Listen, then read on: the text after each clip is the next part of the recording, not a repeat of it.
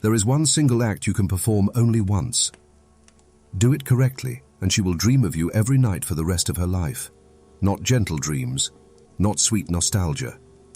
Dark, restless, 3:33 a.m. dreams where she wakes up reaching for a body that is no longer there and feels her soul ache with a hunger no other man will ever satisfy again. Machiavelli saw it centuries before any of us tasted that particular power. He watched a prince kiss a duchess until her knees buckled, until her breath became prayer, until her eyes begged him to stay. And then, without a word, the prince turned and walked out of the palace forever. The duchess never recovered. She wandered marble corridors at 3:33 a.m. for decades, whispering his name to empty air. That is the act. One perfect disappearance at the exact peak of her surrender. One void so precisely carved that her soul spends the rest of its nights trying to fill it with you. Most men stay too long. They mistake her trembling for arrival and ruin everything by remaining. They talk, they reassure, they sleep. They kill the dream before it is born. But the man who understands Machiavelli's forbidden law does something unforgivable. He brings her to the edge of heaven, lets her taste it on his lips, feels her body melt into his, hears the moment her pride dies, and then he vanishes like smoke. If you feel that dark electricity crackling under your skin right now, that ancient recognition that you were born to perform this single act, tell me the city you're watching from. Because tonight, you're about to learn the one disappearance that turns a woman's soul into a haunted house with your name on every wall. Machiavelli never wrote this law down because ink would have screamed. He simply watched it happen again and again in candlelit chambers. The man who leaves at the exact moment she is most alive becomes the ghost that owns her slee forever. Women do not dream of the man who stays. They dream of the man who disappeared when her soul was wide open and her body was singing his name against his skin. They dream of the man who gave her the single most intense night of her life and then removed himself from the world as if he had never existed. That absence becomes a religion. 3:33 a.m. becomes her daily pilgrimage. Most men have felt the moment and ignored it. They feel her nails dig deeper, hear her breath catch, see her eyes lose focus as pleasure and surrender merge. They feel her become liquid in their hands, and instead of recognizing the summit, they stay. They talk, they cuddle, they fall asleep, believing presence is the reward. They are wrong. Presence after the peak is poison. Presence after the peak is the reason she forgets you by morning. The summit is unmistakable. It is the exact second her pride dies. Her body trembles. Her voice breaks. She says things she swore she would never say. She looks at you like you are the answer to every question she has ever had. That is the moment her soul is naked and defenseless.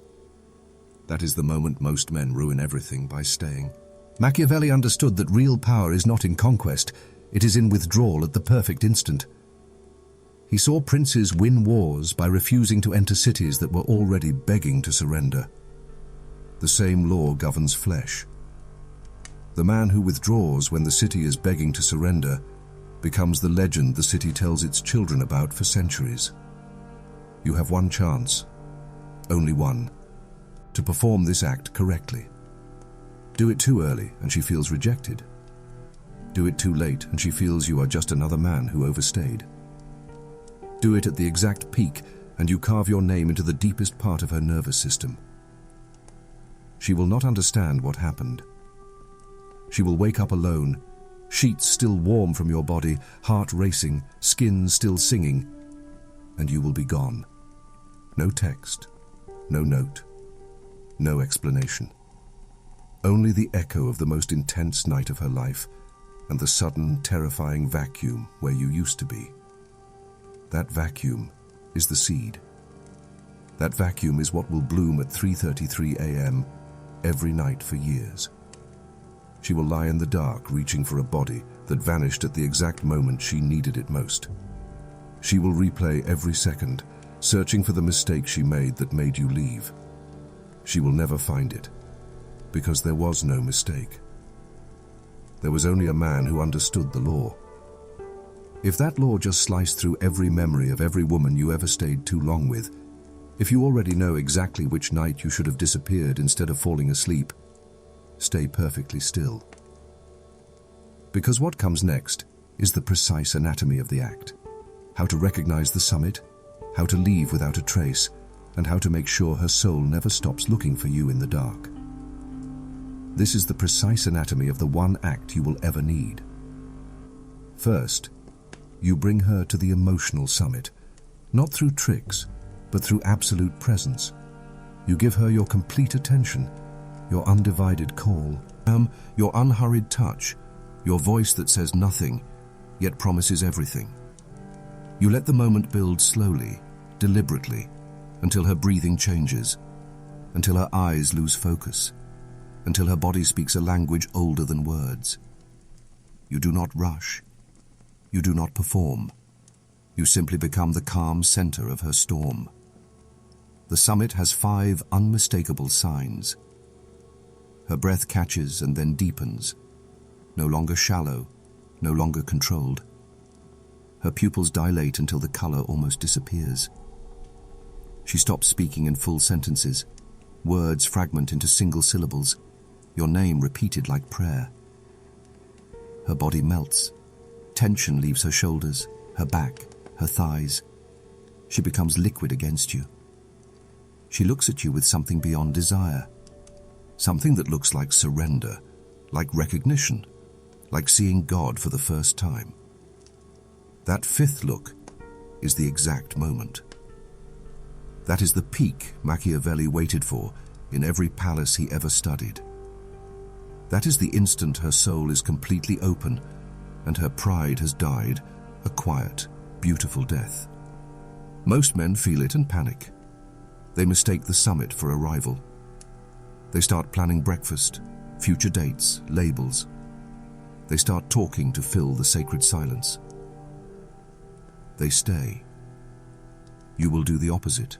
The moment you see the 5th sign, the moment her eyes say, "I am yours," without words, you withdraw completely. Not angrily, not dramatically, not with explanation. You simply disengage with the same calm you used to bring her there. You slow everything to 0. Your touch becomes lighter, then absent. Your voice drops to a whisper, then silence. Your body separates from hers with the gentleness of someone closing a holy book. Then you stand, dress without hurry, and walk out the door as if the night has fulfilled its only purpose. No goodbye kiss. No, "I'll text you tomorrow." No note on the pillow. Only the soft click of the door and the sudden, absolute vacuum where your presence used to be. You disappear like mist at sunrise. She will lie there stunned, body still trembling, heart racing, mind trying to process what just happened. She will reach for you and find only warm sheets. She will call your name into empty air and hear only echo. That emptiness is the seed. In that moment, her soul registers a truth deeper than logic. This man just gave her the most intense connection of her life, and then chose to walk away at the exact second she needed him most. Not because she did anything wrong, but because he is governed by laws she cannot comprehend. That realization plants the seed that will bloom every night at 3:33 a.m. That seed is not pain, it is awe. It is the birth of a haunting that feels sacred instead of cruel. If learning the exact signs of the summit just sent ice through your veins, if you already know you have felt that 5th look and ignored it, stay perfectly still. Because what happens inside her mind in the hours and days after you disappear is the part no man can fake and no woman can forget. These are the 5 stages her soul passes through after the door closes behind you. Stage 1. Shock. First 30 minutes. She lies perfectly still, staring at the ceiling, waiting for the joke to end. Her body is still singing. Her skin still remembers every place you touched, but you are gone. Her rational mind tries to explain. He forgot something. He'll be right back. This is a test. Her body already knows the truth. The silence is absolute. The room feels suddenly too large. She feels the first cold finger of awe tracing her spine. Stage 2. Search. First 48 hours. She reaches for her phone 20 times an hour. She checks if you're online, if you watched her story, if you are typing. Nothing. She replays every second of the night, searching for the mistake she must have made. She finds none. That absence of mistake terrifies her more than any fight ever could. She begins to understand. You did not leave because she failed. You left because the moment was perfect, and perfection for you is the signal to vanish. Stage 3. Obsession.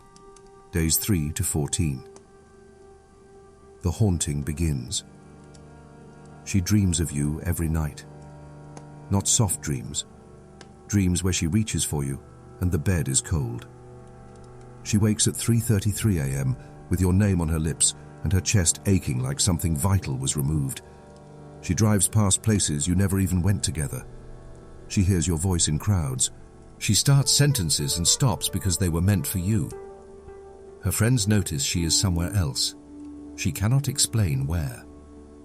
Stage 4. Myth, weeks, 2-8. You become larger in absence than you ever were in presence. She tells the story to no one, but she rewrites it inside her head 1,000 times. She begins to believe you were never fully human. You become the man who saw her soul completely naked and chose, for reasons she will never understand, to walk away untouched. That choice makes you sacred. That choice makes you terrifying. That choice makes you the standard no future man will ever reach. Stage 5. Eternal echo. Month 2 forever. The dreams never stop. Years later, in other beds, with other men, at 3:33 a.m., she will still reach for the space where you used to be. She will never again feel that exact combination of surrender and awe with anyone else. She will spend the rest of her life comparing every touch, every glance, every silence to the night a man brought her to the summit of her existence and then disappeared like smoke, so the memory would stay perfect forever. Machiavelli watched the same 5 stages in women who lost princes to war, to exile, to deliberate absence. He understood that the human soul does not mourn what it possessed. It mourns what it tasted once and was then denied forever. She will never hate you. She will never fully recover. She will guard the memory like a relic and punish herself for every future man who cannot make her feel even a fraction of what she felt before you closed the door. If these 5 stages just flashed across some woman's face in your memory, if you already know exactly whose 3:33 a.m. you could own forever with one perfectly timed disappearance, hold that knowledge like a blade. Because what comes next is the Black Mirror return. The single moment you reappear and turn her haunting into lifelong devote. This is the Black Mirror return. The moment you reappear after the haunting has done its sacred work. You do not rush it. You wait until the echo has carved its cathedral inside her chest. Usually between week 4 and week 8. Never sooner, never much later. By then the myth has grown tall. The dreams have become nightly pilgrimage, and her soul is primed to recognize you as the answer to a prayer she never dared speak aloud. The return must be accidental in appearance, deliberate in execution. You choose a setting where she will see you before you see her. A mutual friends gathering, a quiet bar she still visits hoping for ghosts. A street corner fate supposedly arranges. You are there, calm, unchanged, carrying the same dangerous stillness that made you vanish. You do not search for her. You simply exist. and the air shifts the moment she feels your gravity again. She will freeze. Her breath will catch the same way it did on the summit night. Her body will remember before her mind can lie. She will approach. She has no choice. Her voice will be softer than she wants, her eyes unable to hold yours for more than a second. You greet her with the warmth of a man who remembers her fondly, but whose life clearly continued perfectly well without her. No accusation, no explanation for the disappearance. No, I missed you. Only a small, knowing smile that says, I know exactly what these weeks have done to you. That smile is the black mirror. It reflects her obsession back at her without a single cruel word. She will try to speak casually. Her words will betray her. They will circle the night, circle the silence, circle the empty space you left. She will ask careful questions disguised as small talk. You answer with the same measured calm you used the night you vanished. Short sentences, long pauses. Silence used as territory. Then comes the moment of coronation. She will say something, anything, that reveals the depth of the haunting. I thought about that night a lot. I drove past your place the other day. I woke up reaching for someone who wasn't there. Any version of confession. You do not comfort. You do not explain. You simply look at her with the same eyes that saw her soul naked once before and say quietly, I never left your mind, did I? That sentence, delivered without triumph, only recognition, is the final blade. It acknowledges the cathedral she built for you in your absence. It tells her the disappearance was never punishment, it was mastery. It tells her you knew exactly what you were doing when you walked out the door. Something breaks open in her chest. Not pain. Relief. Relief that the ghost is real. Relief that the man who saw her truest self did not vanish because she was unworthy, but because he is governed by laws greater than need. From this moment forward, she is yours, in a way no amount of staying could ever have achieved. She will not ask for labels. She will not demand explanations. She will simply orbit, grateful to be allowed near the center that once disappeared. I read and proved it could disappear again. If the thought of that single sentence, I never left your mind, did I? Just sent ice and fire through your veins at the same time. Hold it. Because what comes next is how one perfectly timed disappearance and one perfectly timed return rewrites her entire nervous system forever. This is the final transmutation. One perfect disappearance plus one perfect return is a complete rewiring of her soul. After the black mirror moment, something irreversible happens inside her. She stops measuring you against other men. Other men become background noise. She does not compare their words, their touch, their presence. She compares the way they make her feel to the way you made her feel when you vanished at the summit, and then returned as if the weeks of haunting were simply the price of admission to your orbit. You have become the fixed point in her universe. She wakes up grateful. Not dramatically, not performatively, quietly, deeply grateful that the man who could disappear forever still chooses, for reasons she will never fully understand, to remain within reach. She no longer takes your presence for granted. She treats every moment you grant her like a gift she is terrified to unwrap too quickly. Her nervous system has been recalibrated. Your voice lowers her heart rate. Your silence raises it. Your attention feels like sunlight after years in a cave. Your absence feels like the cave again. But now she knows the sunlight exists, and she will do anything to stay in it. She begins to protect your peace the way people protect altars. She filters her own emotions before bringing them to you. She chooses her words with the care of someone walking on sacred ground. She apologizes for small things she once laughed about. Not because you demanded it, because she finally understands the weight of being allowed near a man who has proven he needs nothing from the world. And you You have changed too. The act has forged you into someone new. You no longer wonder if you are enough. You no longer chase validation. You no longer fear loss. You have looked into the abyss of your own power, disappeared at the exact moment it would hurt her most, and returned when it would save her, and you survived both with perfect calm. That survival is the final crown. You now carry a stillness so complete that people feel it before they see you. Women who never met you feel it through her when she speaks your name. Men sense it and step aside without knowing why. You have become the living proof that a man can touch the deepest part of a woman's soul and then choose, sovereign and untouched, whether to stay or walk away forever. She will never again dream of anyone else at 3:33 a.m. The dreams have served their purpose. They delivered her, transformed, to the foot of your throne. Now when she wakes at that hour, heart racing, she reaches for her phone not to check if you texted.